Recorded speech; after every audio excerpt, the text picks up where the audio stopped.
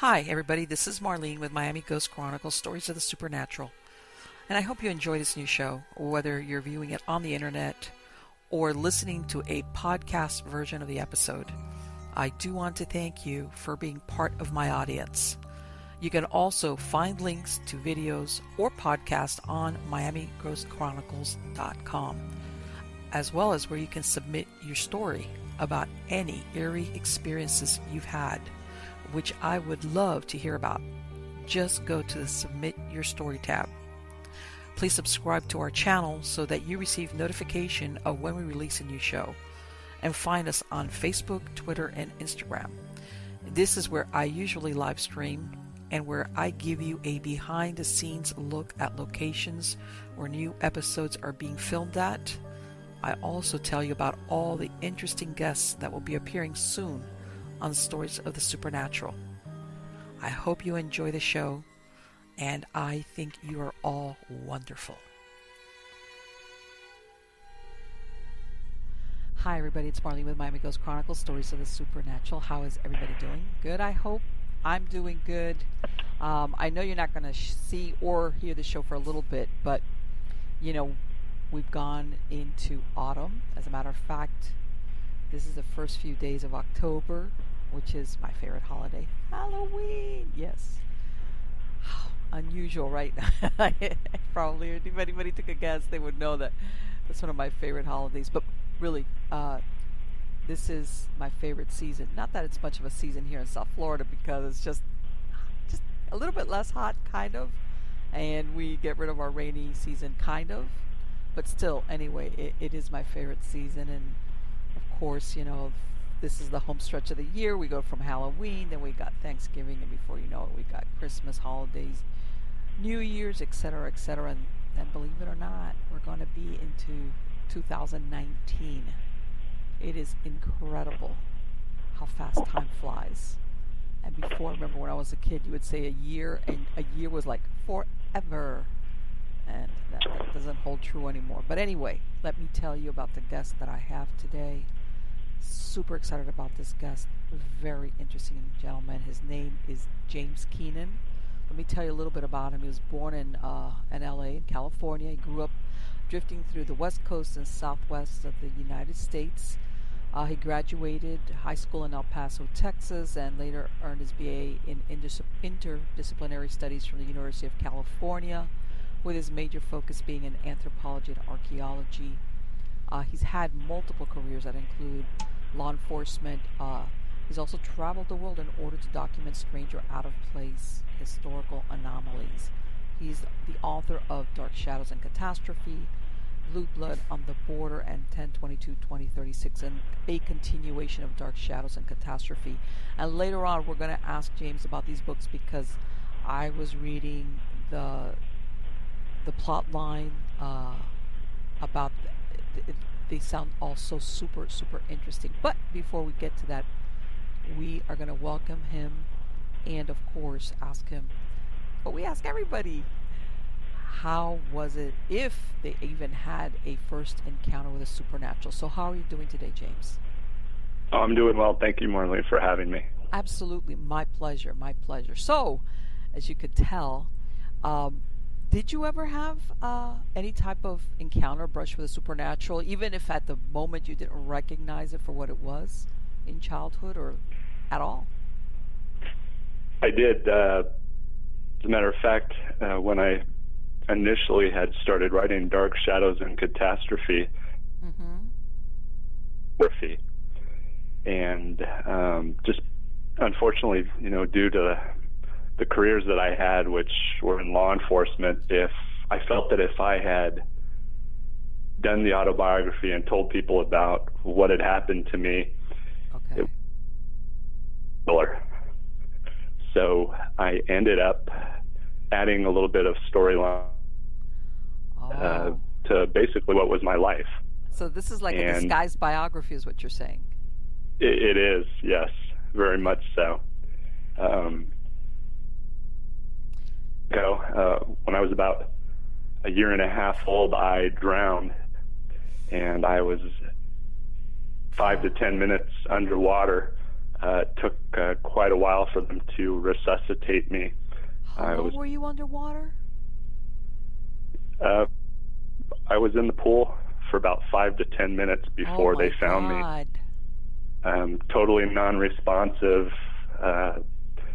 Fortunately, somebody there was able to conduct CPR until the paramedics got there, and fortunately resuscitated me. Okay. But right from that get-go, from that near-death experience, I crossed over to the other side. Okay. And in Dark Shadows and Catastrophe, the main character, I just changed from that point. I was in a different place. What I tell people is the senses were different. I didn't use sight, so I guess everything was very dark, but I don't think sight was being used. It was more of, and I'm not really sure how to explain it, just different senses that we don't use now, but I could feel, I could see, not see, but I could feel and sense, more or less, all types of presences around me, beings. I was able to travel or just be everywhere, or all different types of places. But again, it wasn't just this feeling and this sense of having access to everything. And then I was brought back. And when I was brought back, what was really interesting was, even though I was a year and a half, absolutely everything in my life from the moment, from the experience while I was gone, and then everything from that point on, I have very good recollection of what a 1.5-year-old did all that time as well. Right, exactly. Because I was going to ask you, because, were you able to remember, considering your age, what you felt or thought, that experience? You remembered it afterwards? Absolutely everything. Like I said, it's Wow. still difficult to explain to people, because I say all this darkness, you didn't see light, but there was no vision. It was more of just togetherness with absolutely everything and everywhere at one time. Right. And I understand what you're saying, because we always think of things being either light or dark because of if we're looking through our eyes. You're able to distinguish, in other words, that we're in our physical body and we're using our eyesight. But from what you're describing, it's almost like you were outside of the confines of a body or eyes. So I see what you're saying, whether to determine whether something is light or dark.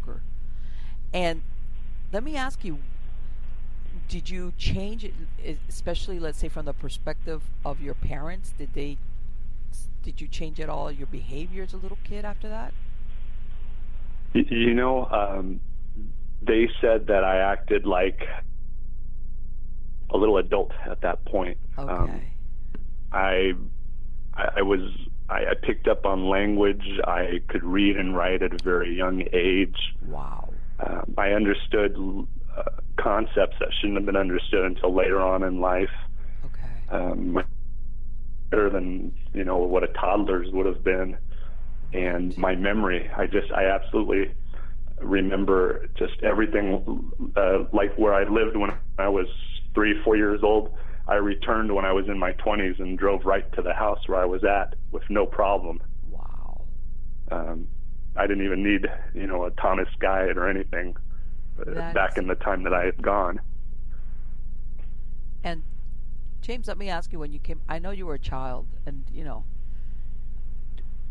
did you feel good after that experience? Because so many people have those near-death experiences. Most have very positive things, and as a matter of fact, it changes them in a positive direction. You've got a few that kind of like detail something very dark, but in this case, you were so young. How did you feel when you came back? Or did you ever have a moment where, like some people describe, that you didn't want to come back? And that's exactly it. I was completely at peace. It was like could have ever been, and I didn't want to come back. Wow. But obviously I woke up in the back of the ambulance and happy to see my parents, and I don't think I let go of my mother for several hours. I bet she didn't let go of you for several days. Yeah, and I remember the doctor in the ER telling them that I was going to have issues. I was going to have mental capacity issues, right, and because not be of able what? to. They thought that you had suffered like lack of oxygen to your brain. Exactly. Mm-hmm. Wow. And what was weird was point I started seeing like black wavy portals, not like portals what other people explain or say that when they see a portal. It was almost like a thick liquid that was alive, not in any type of oval shape or circular shape, just right. Just portals forming. And then after about a couple weeks, it went away. It stopped. Okay. And wow, that is intense. Do you think that what you were seeing are portals that are there all the time that we just don't see? And then, of course, like you said, maybe after a few weeks, it wasn't that they weren't there, it's just that you couldn't see them anymore? And that's exactly because later on I do see them quite a bit, even to this day. Oh, okay. Right, yeah, because... But it was like a lost, maybe I didn't start seeing them again until I was 4 or 5 years old. So there was 2.5, 3 years until that, and having other negative paranormal experiences. Wow. And because, see, I'm thinking now, you probably were a magnet for anything supernatural, paranormal. I'm thinking, he probably didn't even have to move into a haunted house. It's like wherever he went, there it goes. What happened as a child? When was it? What were, besides seeing the portals, what was the next thing that happened to you? Well, sure. Like you said, my book was called Dark Shadows and Catastrophe, and right. Obviously that name because what I ended up seeing was a shadow figure. We had moved from Hollywood, California to La Habra, California, which is out in Orange County, and I was 4 years old. And I moved to this new house. Nothing had happened after the portals for a couple weeks. And once we moved into this house, everything was fine for probably about a month.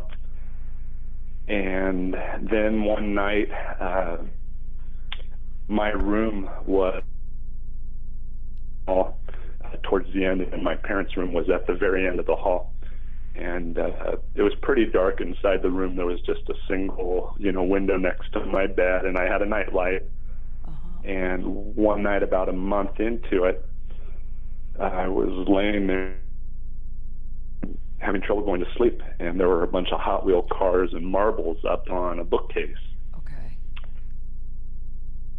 I always put the marbles, I have a little bit of OCD, so I always put the marbles and then surrounded it with the Hot Wheels. And there was just no way for, the marbles to come unless something like that. Okay. But there was none. And all of a sudden, the marbles started falling to the ground, and then the Hot Wheels. And it kind of freaked me out. I bet. And, I started screaming. It was like, I imagine your room is quiet and you're trying to sleep, and it's like those little noises, they seem magnified, imagine, to a kid that's in his room by himself trying to sleep. Oh, definitely. And for the next couple of nights, just things looked like they were moving, toys, and I would, I couldn't sleep. And then my parents, I would, start screaming wherever they'd come in, and wait until I fell asleep finally. But probably about 3 or 4 days, the marbles and the Hot Wheels fell. I rarely would allow my walk-in closet door to be left open. Oh. And it wasn't completely shut, but it had been, closed but not pushed in completely. Uh-huh. And that night, the door started opening on its own. Holy And crap. yeah, like a 4-foot tall shadow figure came flying out of it. I could never see a face on it, but you could still kind of make out. It was wavy. Okay. Dark, super dark, almost like what the portals looked like to me, that dark, wavy blackness. Right. It had arms but no legs, and it had a hat on, but really not a top hat or what people say. It more, right. It looked more like, and I know this is strange, but like what the hat Peter Pan had. Okay, yeah, I know what you're talking about, like one of those Robin Hood hats, kind of, Right, like a Robin Hood, like a hunter's cap, exactly. Right.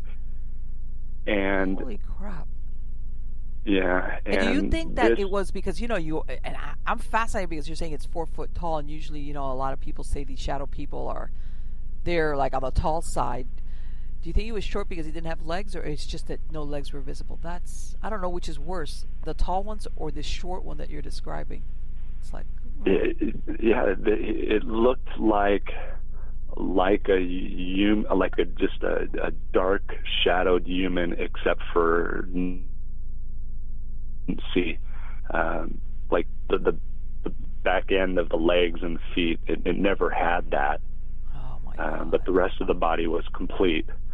And it would move, it would fly around, hide under the bed, move things around. It never spoke, never said anything. And for the next few days, it terrified me. How did you, for a kid, that must have been, how did you sleep? I wouldn't have been, I wouldn't have stayed in that room. My parents would have had to. I couldn't move. I couldn't scream. I felt like something was on top of my chest. What?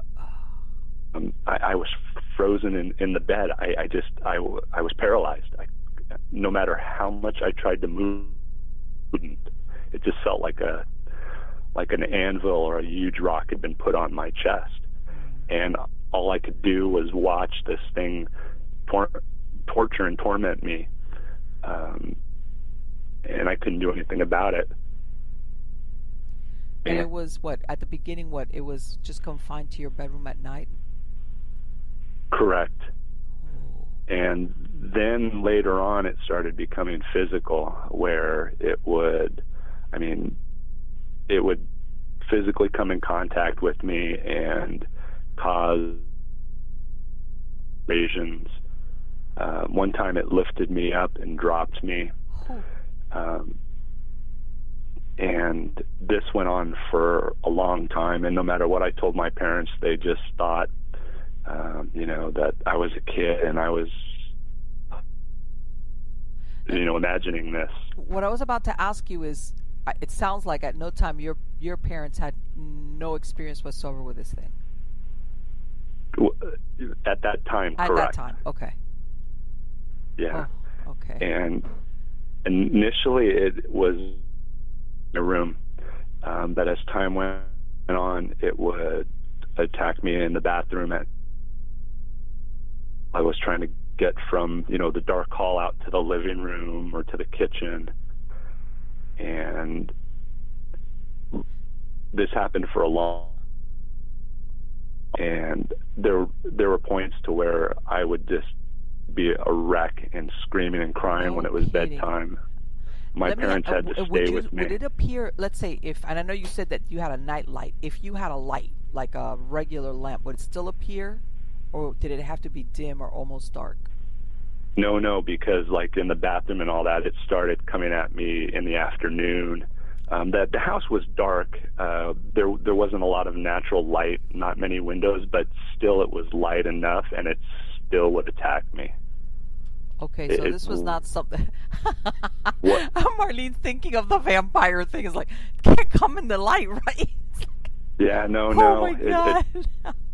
It didn't even care later on about the night light. It still would show up, and it would many times what it would do was it would take my covers and slam them around me and like crush me with the covers.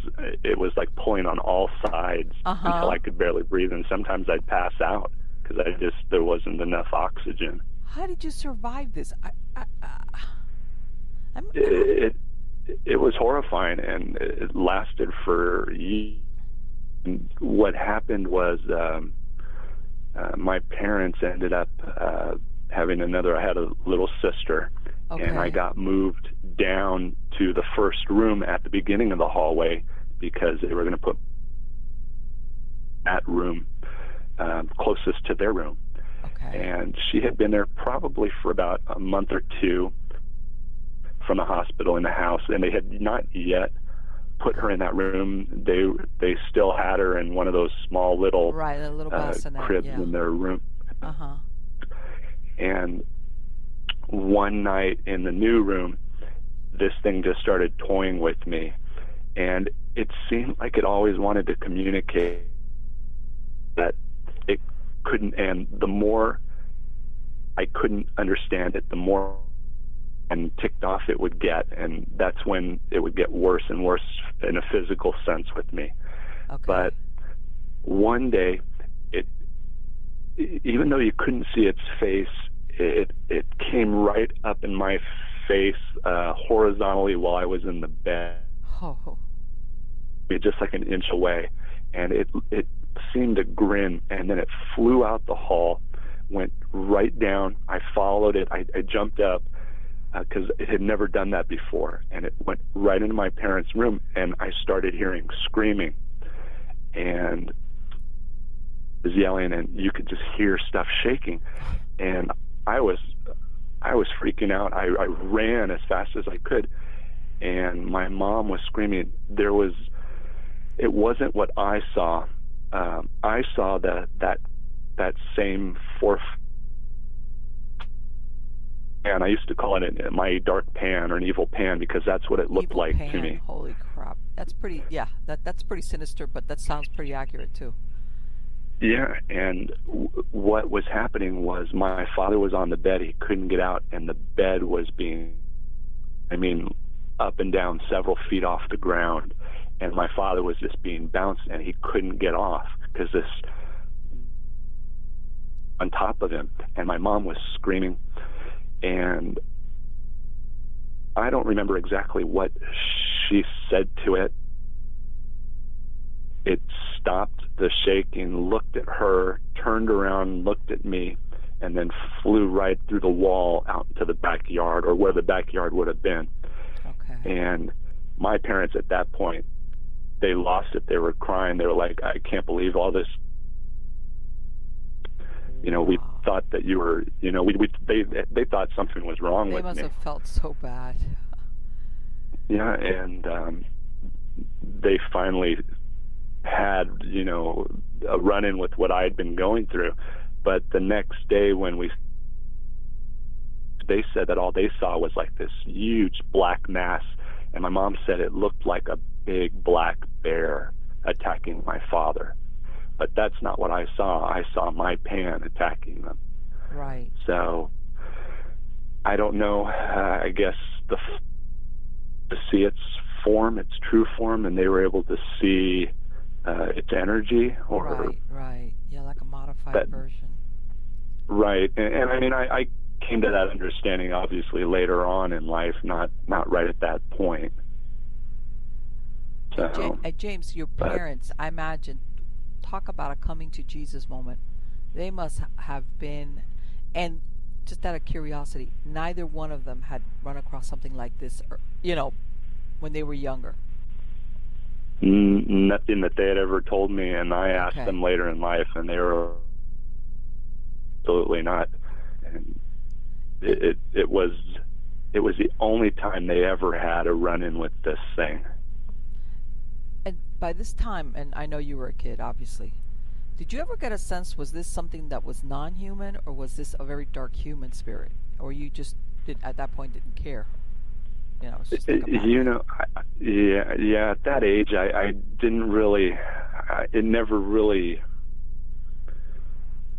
came into my mind to think, what it was. Who I cares? thought it was it's just horrible. Yeah, it was just this thing that I called it my evil pan. That's what I thought it was at that time. And do you think that this was something that came back with you, or was it something because that was part of that house where your family moved to? Well, and we moved from La Habra to Tustin, and nothing happened at that house. Okay. So I thought that it was due to the house. It was a new house. Who knows what was there before. Okay. But so it had gone away. Unfortunately, then we moved to Paradise Valley, Arizona, when I was 7 or 8. Okay. And it was a rainy day, and we'd been there probably for about 6, 7, 8 months. And my sister and I were playing in a spare bedroom that was being used as storage. My parents had put all the Mayflower boxes into that room. Okay. We'd go play tag in there, running around on top of the boxes. And my mom would always yell that, because we'd get in trouble. We weren't supposed to be doing that. It was pouring outside. It was dark. And I'm chasing my sister on top of the boxes. Flying out of the box, grabbed me from the head and pulled me inside of the box and closed the box. And my sister, she doesn't remember. She was, I think, 2.5, maybe 3 years old. And she went running out to my mom. And by the time my mom got in there, I was still trying to get out of the box, and I couldn't. And then when she started trying to get over, then it let go or whatever. She didn't see anything on top. And that was the last time that I saw that dark shadow figure until I was 15 years old. And when I was 15 was the last time I had a run-in with that. When I'd seen it a couple times in our house, but it never did anything. And by that time, when I was 15, I had quit being afraid of it. I was more angry. And I can imagine by now you must have been desensitized. It's like, hey, yeah. Exactly. I almost wanted to get even with it at that point. Yeah. And when I was on a waterbed in my room, and the bed started shaking so violently that it threw me out of the bed. And that's the hard thing to do with a waterbed. For those people who don't know what they're like, those waterbeds weigh a ton. And I landed on my stomach, and it pushed me down into the floor, into the carpeting, to the point where I could barely breathe. I think losing consciousness, and at that point I fought back for the first time, and it let go, and I never saw it again. Wow. But when we moved from Paradise Valley, we moved to Littleton, Colorado. I went from 8 to 9 years old at that time. And one day my parents had left something down in the basement, and oh my gosh, that's the worst thing for... Let me tell you something. The creepiest, most disturbing stories and encounters I've ever had always take place in the basement. I don't know what's going on with that. But anyway, go ahead. So it's like, lucky you... We never had a basement, because, in Arizona and California, they're rare. And so I had to go down there, and it was just horrific to have to go from, this first floor down to the basement. I got to the basement. the lights, I turned on the lights. I went down the stairs. When I got to the bottom of the stairs, the lights went out. Oh my God. I'm sorry. I'm laughing, but oh my God. Okay, keep going because I was horrified. But yeah, okay, that's an understatement. But anyway, go ahead. Oh my! What did you do? You run back upstairs or? No, because I looked around in the dark basement, and it had, they have those real thin windows up towards the top where, yes. And I think it was a full moon, so there was still, and I saw multiple portals for the first time in years since those couple weeks that I had drowned. And what was crazy was I was watching this portal and I saw figures, about 5 or 6 of them, come out of the portals. And they were going about their business as if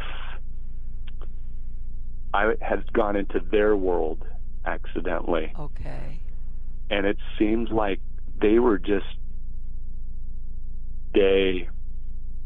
whatever they do every day, or it was right. Weird.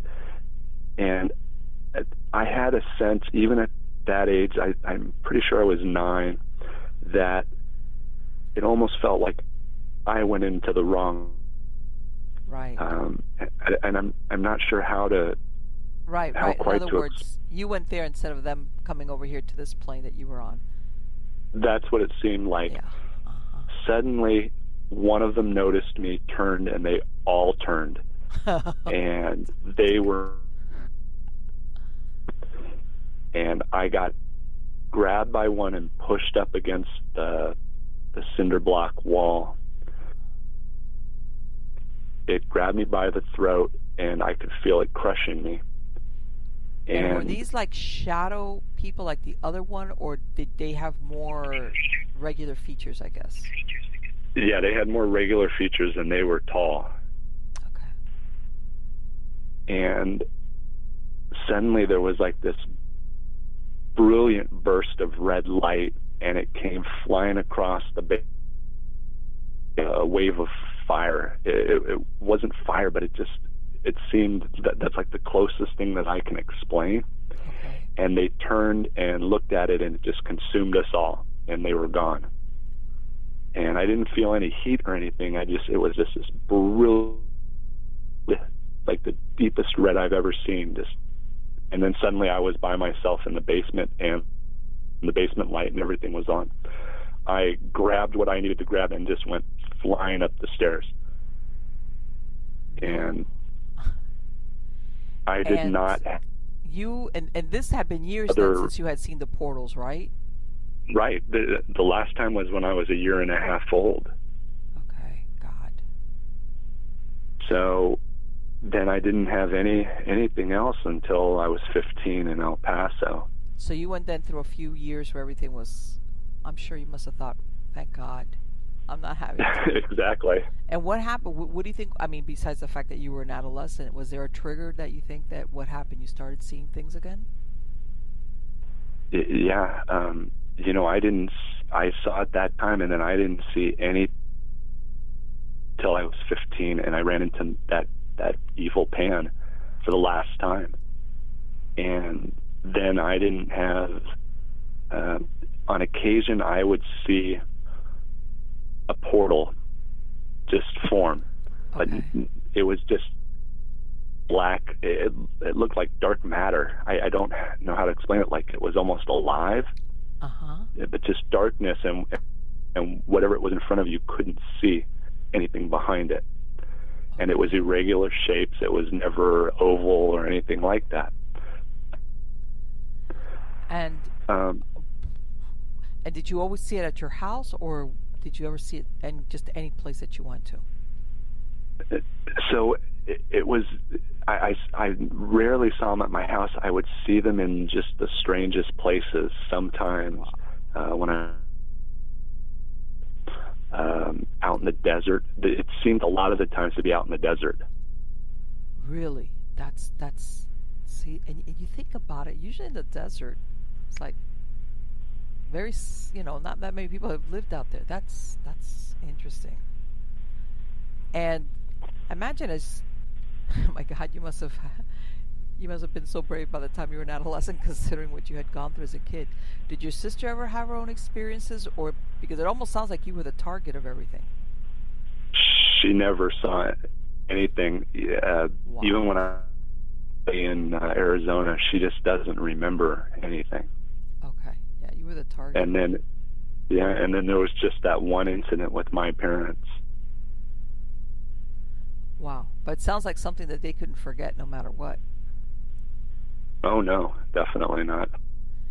So fast forward, here you are, you're an adolescent, and then what happens as you become an adult? Did you get like a rest period again, or what happened? Portals now and then, and nothing paranormal until I was a police officer. Okay. And this is in the book too, because it was just an incredibly weird experience. It was my rookie year, and I was with my partner, and we were in El Paso. We had gone to this house multiple times on a domestic violence call. The husband and the wife, and they had 3 or 4 children. They were always fighting, and it was never physical, but when we were there, I mean, they were just screaming at one another all the time and cussing, and the kids were crying. He had never hit her, she never hit him, so we never like as far as having to arrest anybody, I take it. Correct. But my partner was pretty fed up at that time, and he told the husband, he said that from the house down here, he wanted everybody to sit in the living room on the sofa, and what we were going to tell them is that this crap has to stop. If we're coming back out next time, we're arresting both of them and he had the husband and the wife. They were sitting on the couch, and I believe it was 3 kids. It was sitting on the couch, and one was sitting on a recliner. And my partner was talking to him, and I was about 12 to 15 feet back, closer towards the front door and the stairs that go up. When you turn to the left, there was stairs that went upstairs from the front door. And so he's talking to them, and I could see him from where I was, person in the recliner, but I couldn't see the kids or I think it was the mom. And all of a sudden, everybody in the house started hearing somebody to tell us to go F off. And then it was from upstairs. And then we started hearing a lot of people yell, get the F out. It was crazy. You guys must have been like, who are they hiding up there? Well, exactly. So my partner started yelling at the father. He said, I told you I wanted everybody down here now. And he told him, he goes, I am sick of that's happening. I'm sick and tired of coming here. And the father had tears in his eyes, and I couldn't see what the mom or the kids were doing, but the father had tears coming down his eyes, and he was trembling, and he told my partner, we are all here. He goes, we're having issues in the house, and I can't explain it. He goes, but we're all down here. There's no one else in the house. And I'm looking upstairs, and I just hear different voices yelling and screaming at what was it, like men and women all together? It was so many voices. Wow. It was hard to tell who was yelling and screaming. It was just so many. And I told my partner, I said, I'll go up. And the father said, we're here. I'll stay down here with him. Yeah. So I had my mag light at that time, 90s. It was 1994, I believe. So because of what? It was dark upstairs? It was dark upstairs, correct. Oy. And I went up probably about 12, 13, 14 steps, and on both sides of the, remember that the 80s style old laminated wood walls where it looked like all the little ovals in it, like the tree trunks and all that. Yes. So I get to the top and I enter the hallway, and at this, there are hundreds of people yelling and screaming at me upstairs. And I have my mag light on. I don't see anyone in the hall, but I turn to the left and then to the right because I see movement on the walls. Well, when I flash my light, all I can see are thousands of faces that had formed in the walls, and they were following and screaming and yelling and telling my partner and I to get the F out of here. We don't belong here. And this is the thing. From what you're describing, everybody there was hearing this. Including my partner. Right. I mean, it wasn't like I'm the only one hearing it. Everybody's looking at you saying, "What are you talking about?" Everybody was hearing this. Right. Wow. And my partner was calling out to me, but I was still taking in what was happening. And apparently, he must have called out several times, or he called in for backup. Sure. And I didn't hear that because the screaming was so loud where I was, I couldn't hear my radio. And he thinking that something was wrong with me. Sure. And finally, I yelled down to him, and I called him by his name, and then I told him, "Hey, you won't believe what's going on. You got to come up here right away." And the father says, "We won't move. We'll stay here." He goes, "We've been having issues," and I could barely make out what they were talking because it was so loud. Walking from the living room to the stairs, and then suddenly everything stops except for one voice, and I could see this one face at the end of the left side of the wall paneling looking at me. And he tells me, he goes, "You guys aren't effing supposed." Yeah, you weren't meant to be here anymore.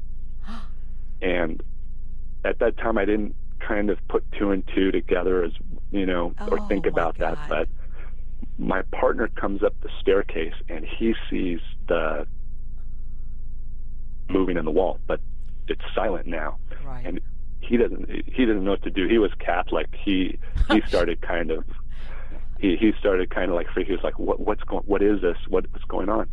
And 2 or 3 officers at that point come through the door downstairs, and they call him by his last name. "What's going on? What's wrong?" And he looks, and I look, and back to normal laminated wood, and there's nothing.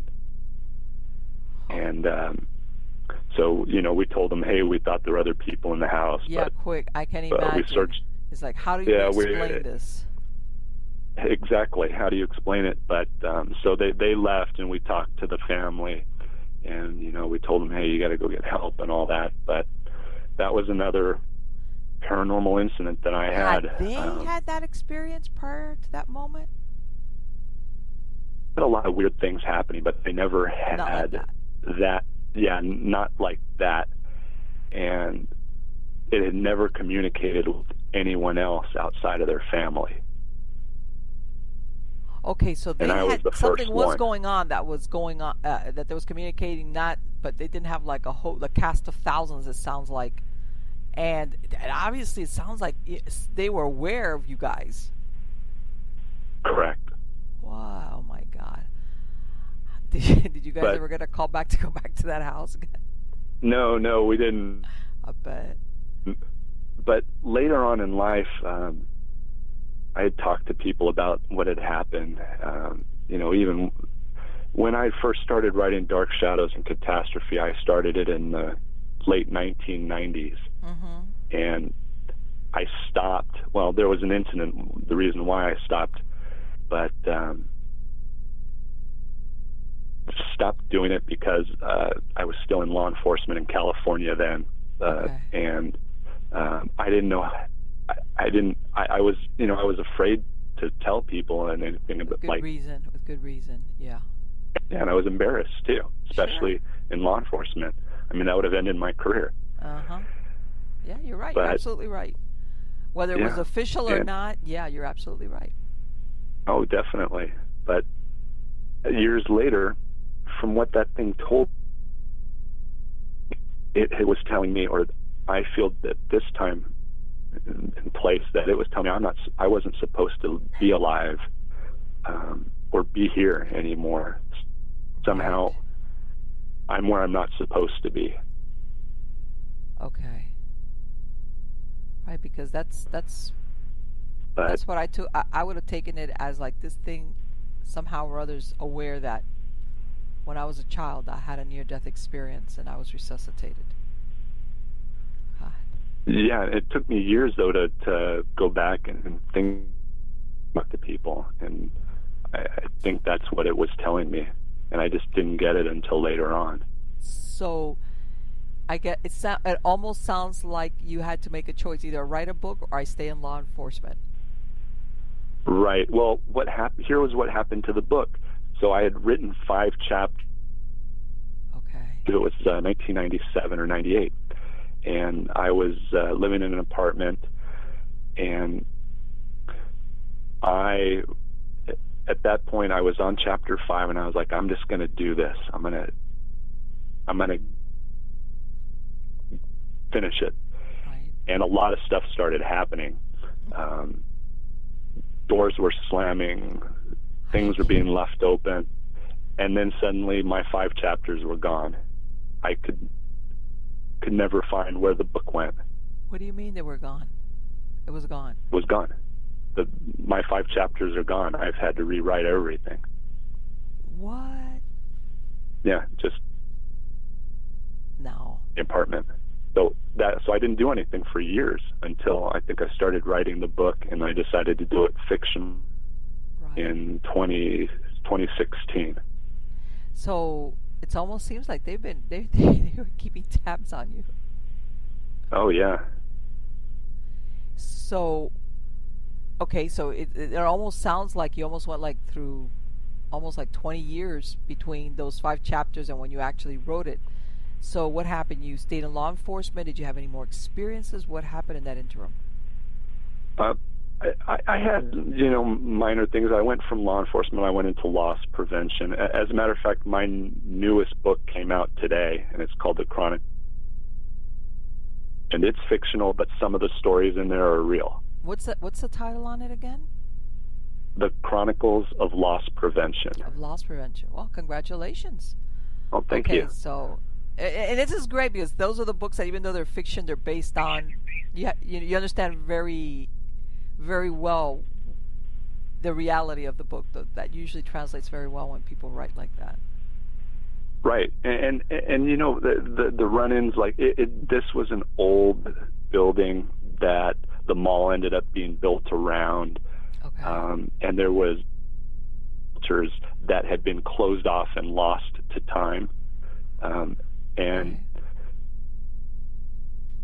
found until they decided to build a men's store next door to it. And when they knocked out the wall and found it, weird things started happening. Wow. I started Whoa. seeing apparitions. I wasn't the only one that saw them. But I think I don't know if I've been opened up to, I don't know, it almost feels like different planes of existence or something. But you know what? Easier for me I to can say. totally understand it. But here you had a couple of episodes where it was like that.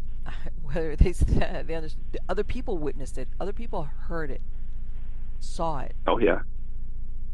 and I wonder if you're an amplifier. If you, like, it's there all the time, but when you're in the vicinity, it kind of like turns up the volume or the visibility. Oh, yeah. Like when, from that time at when I was working loss prevention, I had a room named Store, and we went back to the apartment one day, Okay. and the lady next door to us, she was elderly and she had passed away, and we were pretty decent friends with her. When we came home a few times, we came home together, and all the doors and all the drawers and everything were constantly being left open all at the same time. Oh. And it really freaked my roommate out. And for me, it wasn't a big deal. Yeah, but it's like, that's nothing. Yeah. But so they were just minor experiences at that time. Okay. What was interesting was the day that I decided to start like an outline of Dark Shadows. I pulled out paper to start putting ideas down, and the moment I put the pen to the paper, it was an old house that we lived at down the street. We had all the doors in the house had those big rubber stop, Yeah, where you can absolutely not pull those doors over those stoppers when there's carpeting as well. You can't do it. Yeah, I know what you mean. And the moment I said, okay, I'm going to write this book, and I started the outline, every door in the house, and with such force that they went over all the door stops, and the room that I was in writing was my office. At this time, I worked from home, and it had actually cracked the door about 3 or 4 inches upward from where the door stopped. But okay. Well, obviously you wrote the book, but James, you must have been like, you know what? I may not feel or hear them, but they're aware of what I'm doing. Oh, I definitely. I mean, there's so much more too that it is a constant. But for me, it's not a big deal, and it doesn't matter anymore. But for like my spouse now, she doesn't want to know anything. Ignorance is bliss, the couple right? The couple run-ins that she's had have freaked her out, and she just got it. And you know what I think is, and this is, I don't know, this is just theories that I've heard, that usually when you have something like that, like what you described, that requires so much force, okay? In other words, this is not like something that just fell over. This required so much force that usually that's an indicator that the entity or plural entities are not human, because they say because of the vast amount of energy it takes to do that. And I've never proved that theory one way or the other, but it sounds very plausible. Because you know how much force it would take to do that to those doors like that? Yeah, there's no way that do it without. I mean, it would take a couple people to pull it, and they would break the door. I mean, the door would break in half. Exactly. It's something that is like, and like you said, there's no way to mistake this for something else. Sometimes certain things happen and people go, well, maybe it could have been caused by this or that. Like, how could you mistake this for what it was? Yeah, no, there were 6 doors all at the same time, and nothing else moved. Nothing happened to glass dishes that were down in the kitchen. There was no earthquake. Nothing. Well, even an earthquake is like. Did you ever have any experiences where people either took pictures or video of you where any anomaly showed up around you? Not that I know of. Okay. No. Okay. Because I know sometimes that happens. People aren't aware, but then they'll, somebody takes a picture and, they have either some strange anomaly or shadow or something around that person. And your parents, your sister, you said, everybody, they just had like that one. It was almost because they were in your vicinity, it seems like, that they had those experiences. Yeah, I think the one as a police officer manifested because of that family, just all the negativity, but just because of what I've been through, I tend to be step into those realms is right. I guess the way to explain it. And so that was where the interaction came in that sense. But yeah, I agree. I think it's, like my wife says, or what she's gone through, she doesn't want to have happen again. I can imagine. But you know what? At the same time, it's like I hate to say it, but I think it's going to be something that's going to occur to you on and off, I think, through the rest of your life. Because just something about Oh, yeah. You know. Well, it's crazy because not a whole lot has happened recently, but I was, for the first time in, I think it was April or May of this year, I went up north to Sedona, Arizona, for the first time ever. Okay. And the moment I drove into that town, I got so nauseated that I had to pull over because I couldn't drive anymore. Really? And the whole time I was in there, in that town, I felt like, and as I was in there, the longer, not one or two portals like I was used to seeing, but I saw hundreds of these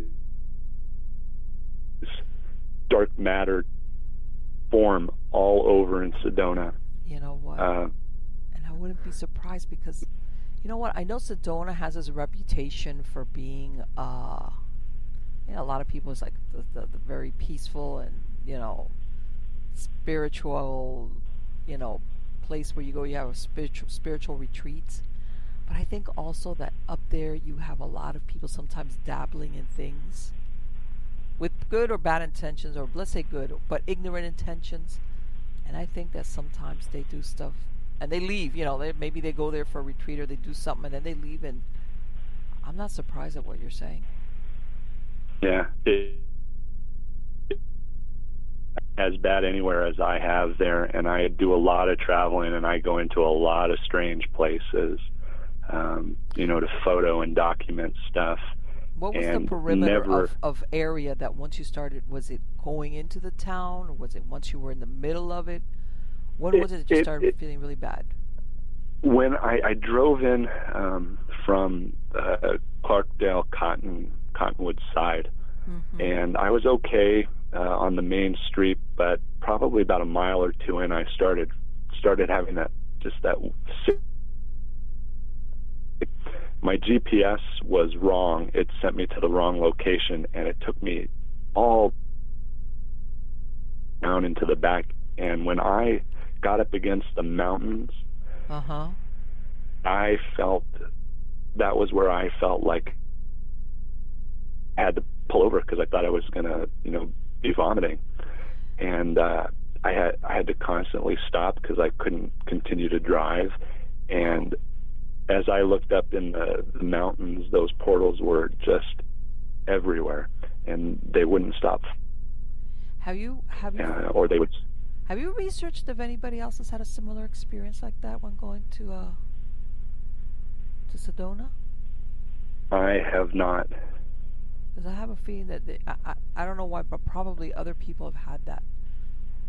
Like I said, because it's just, I think there's a concentration of spiritual energies there, and sometimes you have spiritual turbulence, and I can see why some people think it's great, but others probably have had a similar experience like yours. Right. I thought it was supposed to be this great place, and I've never felt so bad, and I just... Wow. What an eye-opener that is. That's very interesting. Very interesting. Because, again, I've heard similar stories to other places where a lot of people congregate with, I want to say spirituality / trying to reach out and do spirit communication, things along those lines. And sometimes those places, they become, I don't want to use the word polluted, but it's the most appropriate one, which is stuff that's called in and left there. And then I think somebody like yourself, which is very sensitive, comes in and it's like, yeah, it's probably great for some people, but not for me. And now I'm thinking, wow, thank God that that you seem to have taken all of these experiences in stride, especially into adulthood. Have you ever had an experience with maybe any of these entities or whatever it is that's positive in the sense of either protecting you or communicating with you or warning you of something? You know, I don't know. They've always seemed pretty negative. I'm trying to save this. It's like because the only reason why I'm asking you is because when you said you had that you said you went down to the basement and you saw all these entities, and once they saw you, they were like they had attacked you, and that you had that red light that basically like freed you. And I was thinking, man, I wonder if this was, the spiritual cavalry, in the sense of who was that rescued you? Yeah, I don't even know how to explain what it was. It was just the brightest red flash that I've ever come across, and the way that it like a wave. Wow. And whatever it was, it just totally stopped everything in its tracks. Yeah, it almost seemed like it realigned me or put me back where I was supposed to be. And have you had any how about in dream time, James? Have you had any experiences? Okay. That's what 10/22/2036 is about. Oh, really? Okay. That's a date. And what is, in other words, it's fiction, but like your first one, fiction based on nonfiction. Right. When I don't have any ability when I'm awake. Right. But sometimes when I dream, I see things and they happen. Okay. It's not always accurate, but I'd say maybe 7 or 8 out of 10 times it is. And that's pretty high. Right now, I keep having a reoccurring dream. Probably for the last 8 to 10 years. Okay. Well, no, that's maybe about the last 6 to 8 years, about the October 22nd, 2036.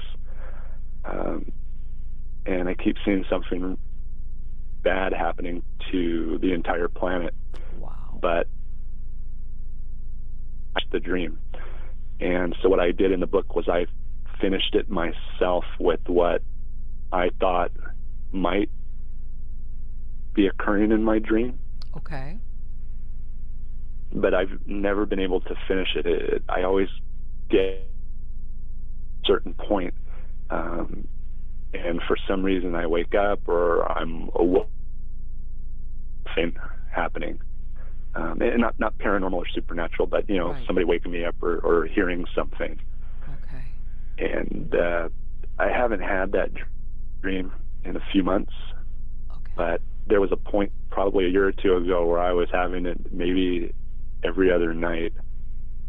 But before that, I'll have like little things like my niece had a baby and earlier than what she was supposed to, and I woke up and I told my wife, hey, she just had the kid, and she was like, just go back to bed.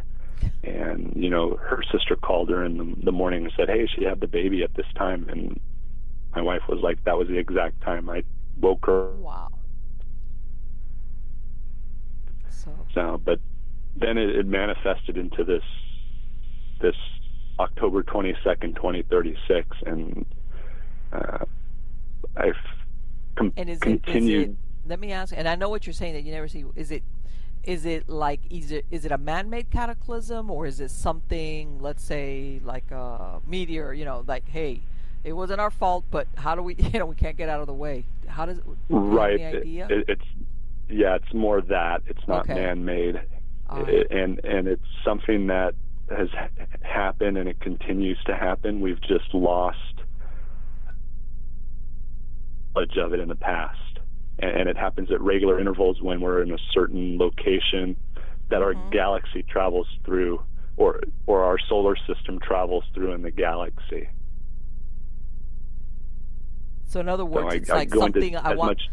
And the reason why I say this is that I remember when Well, you were around. You know, when we were coming up to the year 2000, that they made a bunch of these end of the world kind of movies, because of course the year 2000 was going to be it. And I remember, what was it? Which was it? I can't remember the title of it. But the one, where they had something like that, a meteor coming towards the Earth. And I know that there's been theories that, the extinction of the dinosaurs was caused. Well, I want to say no, it's not a theory. I believe they are sure that that's what happened, and that's what caused the climate change, etc. So it's a very feasible, but a desirable possibility. Yeah, and that's along the line of what happens, and that was kind of what I'm trying to pass on in that book. And I ended it in what I believe may be the potential outcome of my dream. And okay, but remember too that I've built a story around it, and I've turned it into fiction. Sure. And added more to. I always tell people, 40-50% of the first book was real, and this one is just a lot of story, but that date is the important factor. And James, have you ever had any feelings or presentiments of anybody dying? Something along the lines of what you described, where your niece had the baby, like out of sleep, because I know that happens to a lot of people. It's almost like when they fall asleep, that their minds rest is when they get those messages. Well, and I think it's catastrophe that's going to end up causing a lot of people to not be here, and I'm just not sure how it ends. Right, and I know that in some cases, I know that what they call the Cassandra effect, which is where people that are sensitive or psychic, whatever you want to call them, for some reason they tune in sometimes, and it seems it's like always horrible or bad premonitions. In other words, that's as a matter of fact, I've heard that a lot of psychics or people that are sensitive, that's why they turn away, like they want to shut it down. It's like, I don't want to know about this anymore. Exactly. Yeah. That is so. And when would you say was the last time that you had any encounter with anything? Oh gosh, it was probably in May of this year. Oh, okay. And what happened? But it was just seeing a shadow figure. And that was. And were you the only one that saw it, or did your wife see it as well? No. This one came out of a portal out in the middle of the desert. Oh, that's gotta be so disturbing. That you're going out someplace where you think there's nothing out here. Exactly. And then you see something like that. And during the daytime. Of all things, during the daytime. And I don't mean to be dramatic, but it always sounds like this is like the portal to hell. And by this, I mean, it sounds almost like what you're describing is whatever comes through there is dark. It's not like, oh, wandering spirits, it sounds like they're very dark, whatever's coming in and out through those portals. Yeah, sometimes I tend to think that having had that near-death experience, I crossed into maybe a higher, and that gave me a tie to that same. Yes, absolutely. So I don't know if they're all bad or just some of them. It always seemed to be just, the one. It was that group of them. It was just one that grabbed me while the rest just watched. But still, and it was like they weren't even aware of me until I made a sound too close to them. Right. And you know what? I've heard of that description before, and based on what you're telling me, these sound a little bit like earthbound discarnates. These are not like, people that have died and they ascended, and no, these sounds like Right. what you're describing sound. It seemed like they were going earthbound about their discarnates. business. I'm sorry, what? It seemed like they were going about their business wherever they were. But in other words, they're still, and I know exactly what you mean. Like they're almost doing whatever they're doing. Like like when somebody's caught up doing something and they're just blind. They got blinders on. They're just doing whatever it is that they're doing. But exactly. I want to say that what you're describing is almost like a dead person that has not ascended. In other words, they might be earthbound or in that in-between place for whatever reason. God, it could be anything. They don't know they're dead. They're scared of moving on, thinking, I'm going to go to a hot place. Things that human beings do when they have this self-awareness and, but yeah, I have a feeling that somehow or other that NDE gave you like an extra connection to the other side, that in-between place, or what they call the middle plateau. That was one of the references that I've heard, which is that area that's not our plane, but in between, let's say, for lack of a better word, heaven. In other words, like, and I don't want to use the real heavy Catholic term, but like purgatory, but not really in the sense of like purgatory, like punishment. It's almost like an in-between place. You're not in one part or the other, but you still have that self-awareness as a human being, if that's what you were at one point. Because from what I understand, in that middle plateau, you have the existence of non-human entities as well. So, wow. Let me tell you something. You should have stayed in law enforcement. You wouldn't have been scared of anybody. Going through that as a kid, I'd be like, oh, I can handle anything. Right. No, that's not much throws me for a loop. Let me ask you, how about your wife? I know that you said that what experiences did she have, if you could describe them? Was it when you were around, I take it? She's asked me not to. Okay, don't worry about it. About We'll it. Talk about it then. But enough said that it sounds like she had a real. I guess what I'm saying is, I imagine that if you meet somebody, and they tell you, let's say, maybe like what you told her, I imagine, is when you were getting to know each other, this happened to me, these are my experiences. And maybe even if you believe that person, I think that there's got to be that moment when you have your own experience that you're like, something like what happened with your parents when their bed shook, like, oh my God, this is real. Right, now do you believe me? Exactly, now you believe me. Absolutely. That is right. So today, you had your first book. I'm going to ask you, do you have? And by the way, that thing that you had when you did the first book, that's never happened again when you started any of your other books? No, it hasn't. It was that one first book. Would you say that first book was the one that was most aligned with the truth of your real experiences? And I know you said you. Oh. Okay. Yeah, because I mean, it had started out, it was going to be an autobiography. Right. Let me ask you, James, do you think, I know it sounds like, do you think that considering that they stole your manuscript, do you think that the idea behind it was not for you to write or put that out because they don't want people to know about them? I know it sounds like really, but I can't understand any other reason why. Yeah, it's possible. I also always, they just love to terrorize, and maybe that was what they were hoping would be the outcome. Right. Yeah. And that's possible. Do you get the feeling, and I know that I've heard of this sometimes in connection with shadow people, where that they're either around when bad things are going to happen, or when bad things are happening, and it's almost like sometimes the theories that they feed off of, like what you described, negative energy, fear, or what was going on in that household where the adults were fighting, and like that's for them is like what they feed off of. And do you think that is part of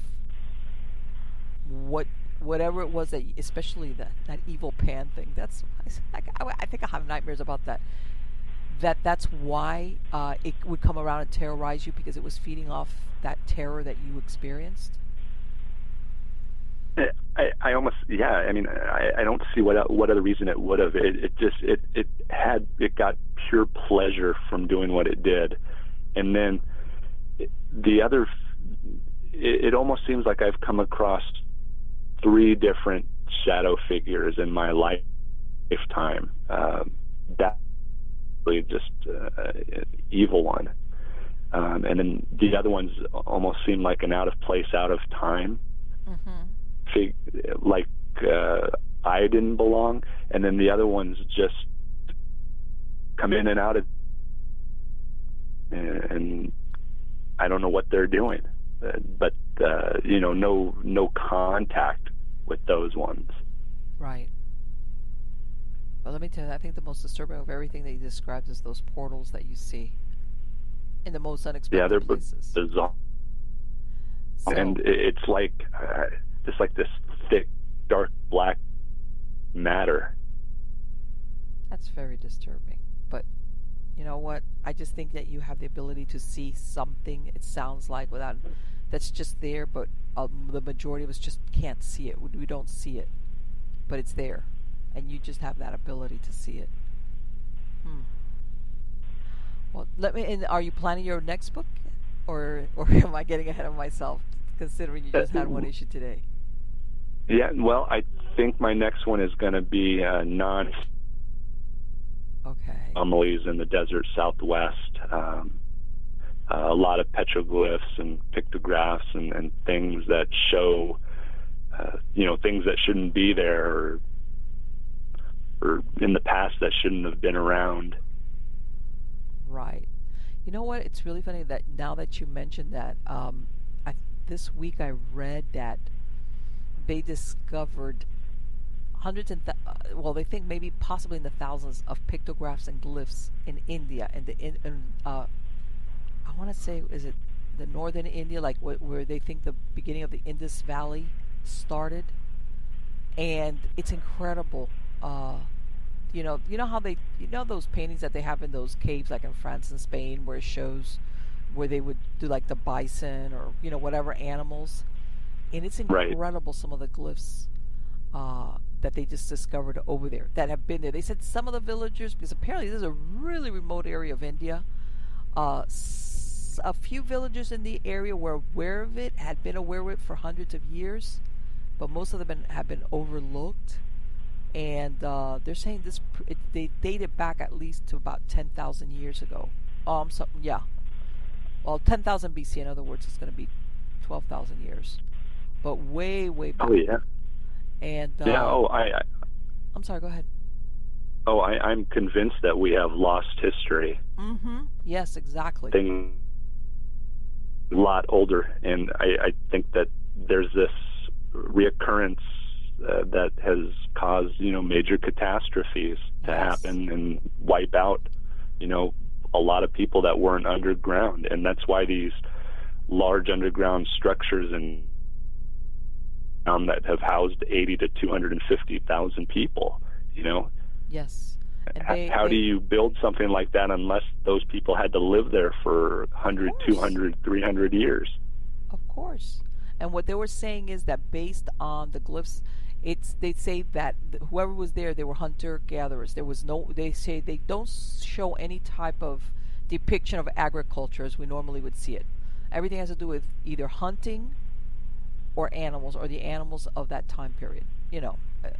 So, which against, this, we always think of civilization starting, when people basically became agricultural and, grew wheat or whatever, and then they built cities. But I agree with you. I think that there's a lot of much earlier civilizations that predate that.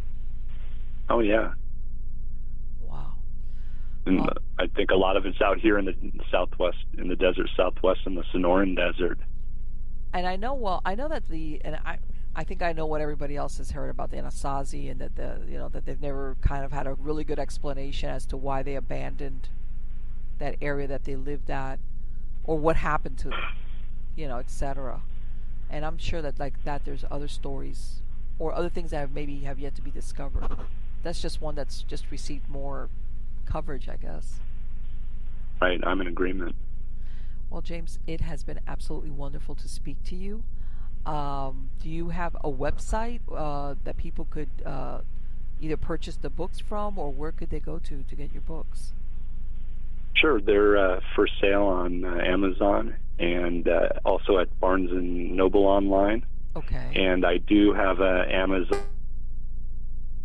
that, I try to put up some of the new findings that I have, and all my books are there, and it'll take you right to them for sale where they're at. Okay, so if anybody, they can just go, exactly right. You have an author's page on Amazon.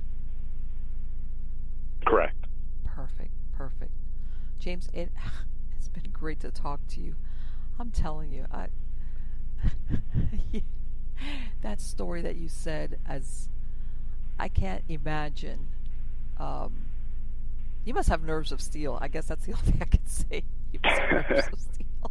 Not much scares me anymore. I bet. Maybe people. It's like, okay, hey, go down to that dark room. It's like, sure, whatever. I don't care. It's like, when people just become desensitized totally. I'm telling you, you must be considering what you've gone through since you were a child. That's incredible. But it was a fascinating story, and I want to wish you the best of luck on the new book and any upcoming ones, and hopefully you'll come back and we can talk about those. And again, thank you so very much for joining us tonight. Oh, thank you for having me. I appreciate it. Take care. Thank you. Bye-bye. Bye. So, guys, you think I'm kidding? That man, nothing. You know how people, they hear a loud noise and they'll jump? He must be like, nothing phases him. Nothing. I wouldn't. After that, I'd be like, nope. Loud noises, dark. I'd be like, okay. Because, and it makes you wonder, was what happened? I even thought about it, and I'm thinking, I didn't ask him because I'm thinking he wouldn't know. Because when he had this accident, he was just a baby, a year and a half. That's a baby.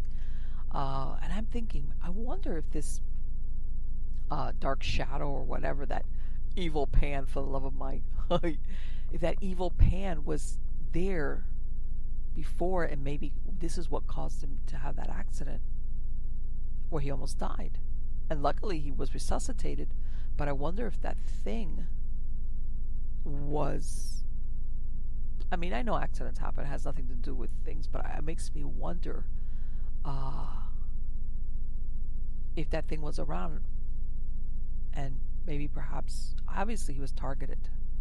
It sounds like the rest of his family had compared to him, a very slim brush with this, but absolutely, it makes you wonder, was he the target, or was he the target because now his ability was, like, I don't want to say amplified, and you hear the theory that children in and of themselves, because they don't have that filter yet in their mind that they usually get when you're about 7 or 8 years of age, are more accepting, and they just see and recognize a lot of things from the paranormal. But can you imagine, you're a kid and then you've had a near-death experience, so you must be to the nth power. But God, considering how dark those experiences were, I wonder if he still leaves the closet door open. I don't think he would have appreciated it if I asked him that. It'd be like, huh? But let me tell you, definitely, especially his first book that he said is a thinly veiled, fictionalized, real autobiography. And yeah, and I understand totally when he described, like, hey, I had to make a choice, either besides the fact that his manuscript disappeared, stay in law enforcement or write a book. But you know what? We make choices, and I still think that there was something. How can I say, something in the background that it was like, we can't let this person describe how common portals are. How's that? We can't, if people, if the living realize that these portals can just basically open up anywhere. Wow. Because, a lot of people think of portal as either being conjured or opened by somebody with that intent, or somebody doesn't know what they're doing, or, but in other words, it's a manufactured event, but what if they're not? What if portals can open at the behest of the dead on the other side? What? So much for that haunted house theory. It's like any place you go, there they are. Very interesting. But anyway, guys, again, I'm back to what I had promised you before, which is that I would look at the questions that I get, I kind of like look at it and say, okay, this is a question that a bunch of people have asked, and I had a few, and I was like, well, let's see, what do people want to know about as far as common with the supernatural. One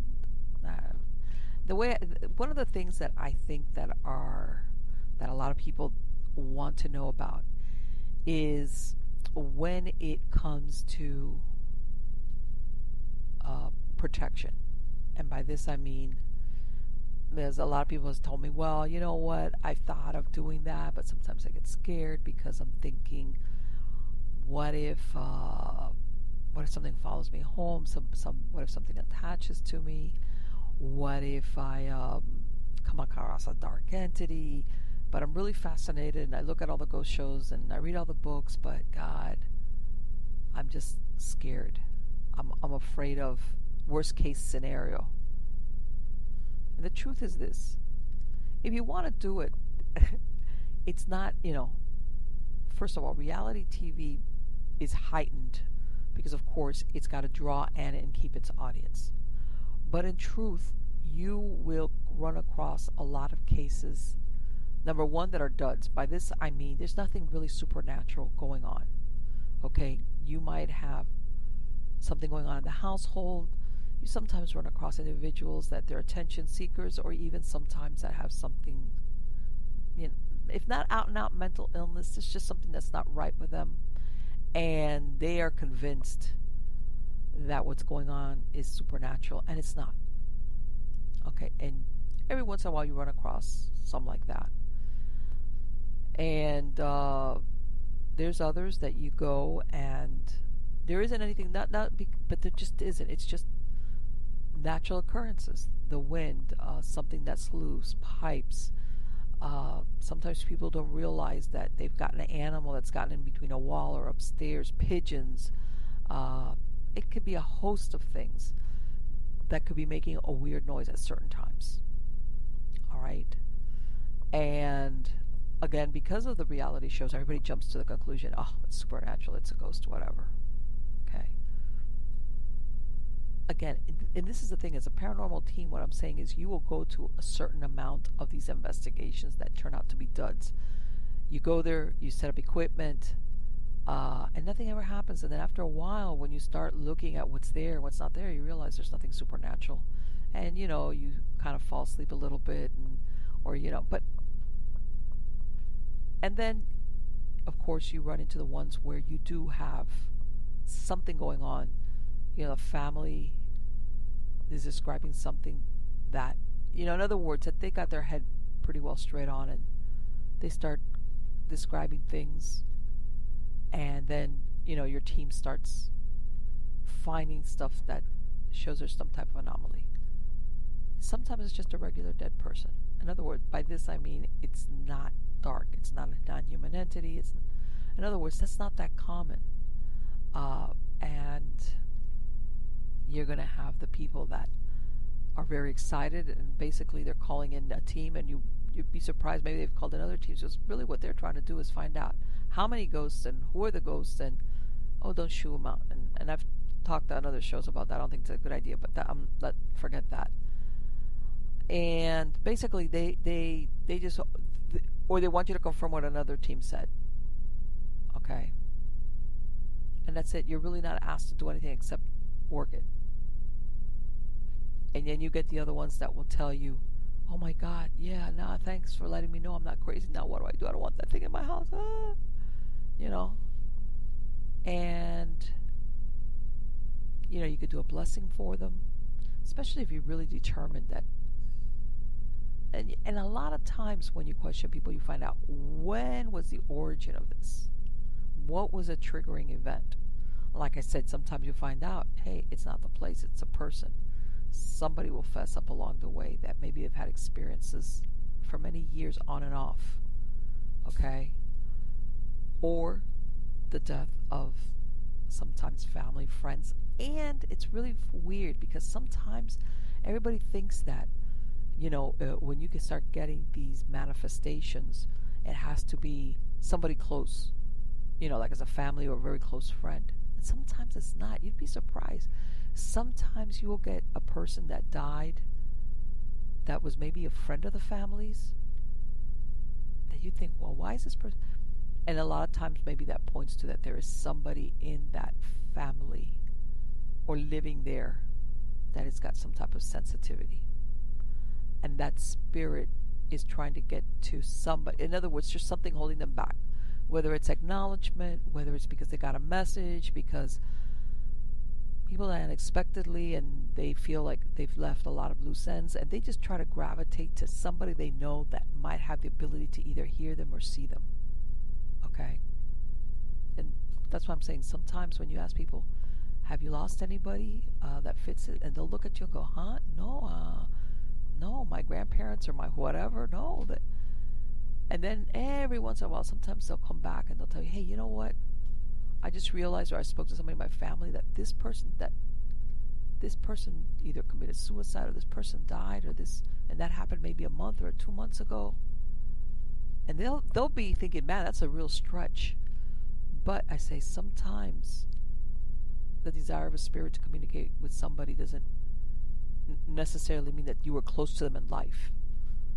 It just means that they're really desperate and you're about somebody here has got the ability, they think, to see them or hear them or something.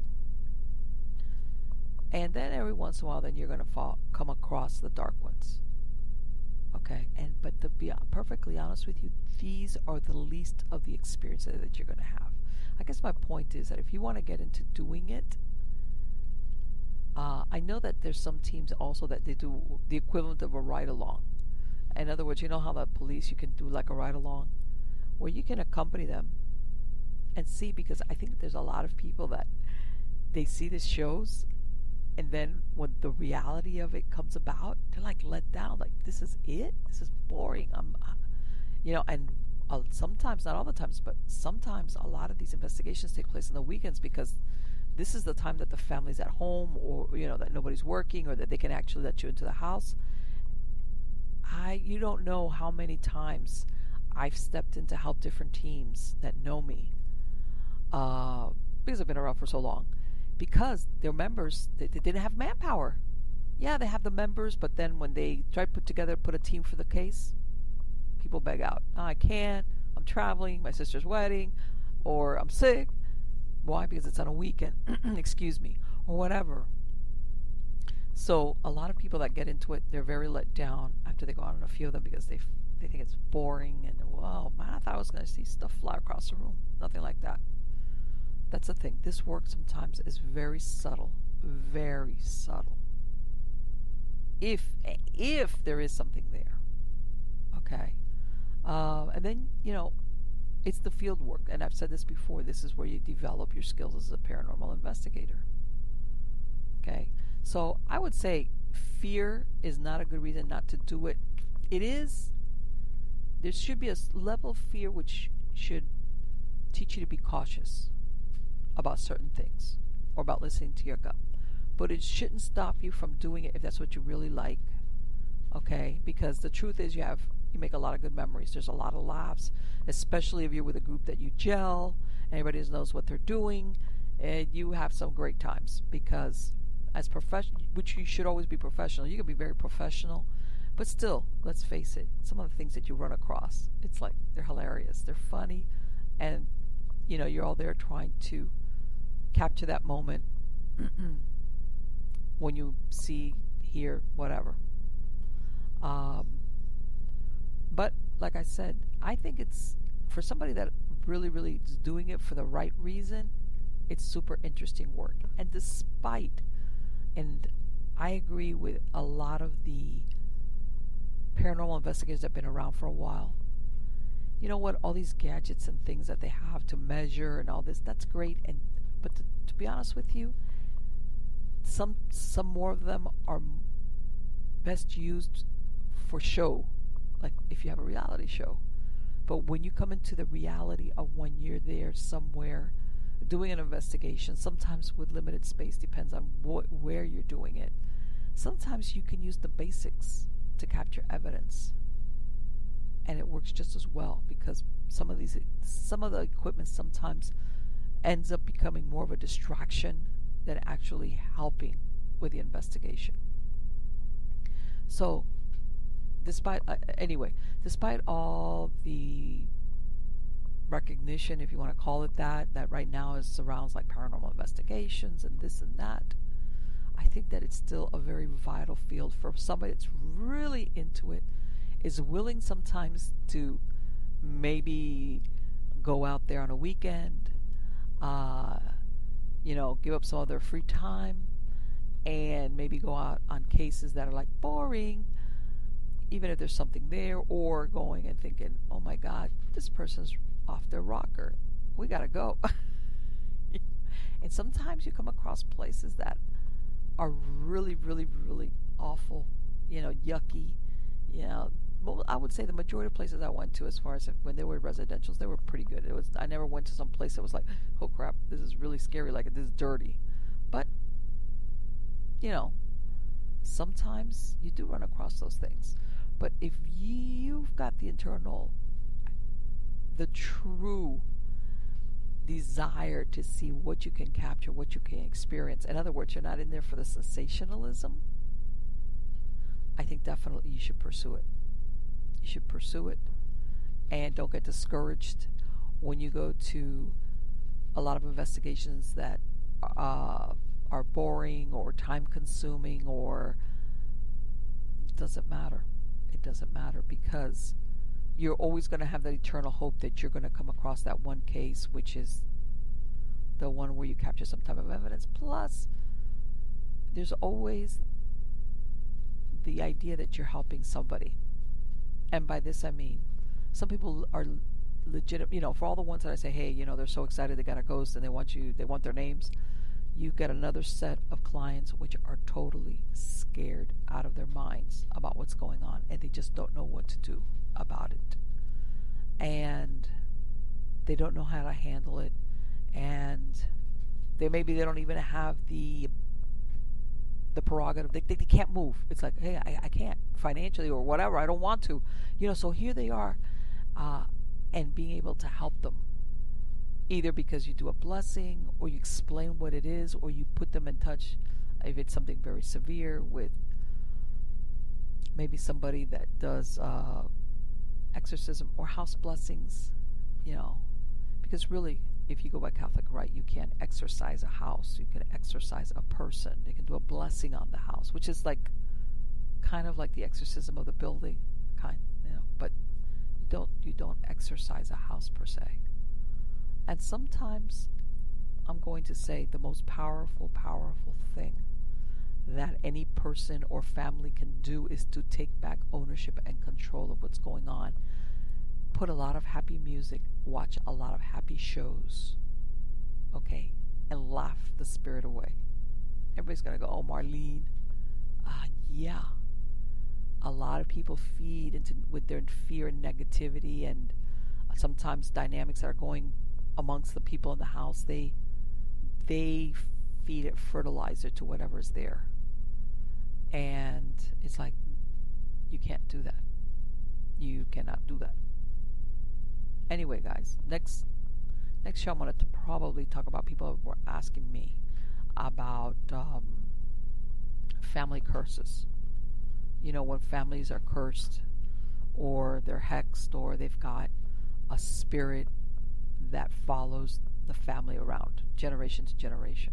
People have asked about that. I'll talk about that next time. But anyway, subscribe to the channel, or if you're listening to us on a podcast platform, if you're going see us on YouTube, remember I'm on iTunes, iHeartRadio, Spotify, Stitcher.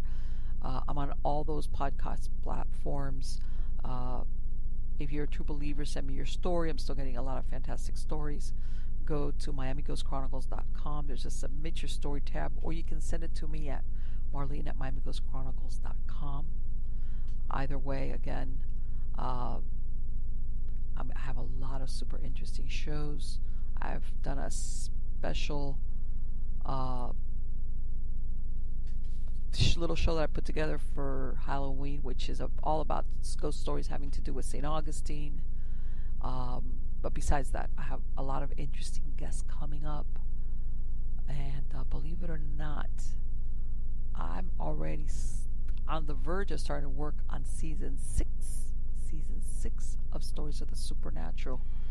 Okay, that's how far in advance we've gotten with the show and what we're going to be doing, which the reason I'm bringing that up again is if you have suggestions on a topic that you would like to hear about discussed, if you have a guest that you heard that you would like this person to come back, or maybe you've heard this person on another show and would say, hey Marlene, can you bring that person because they have this new book, or I would like to really hear them, discuss things with them because their topic of whatever interest or their area of specialty is that, let me know.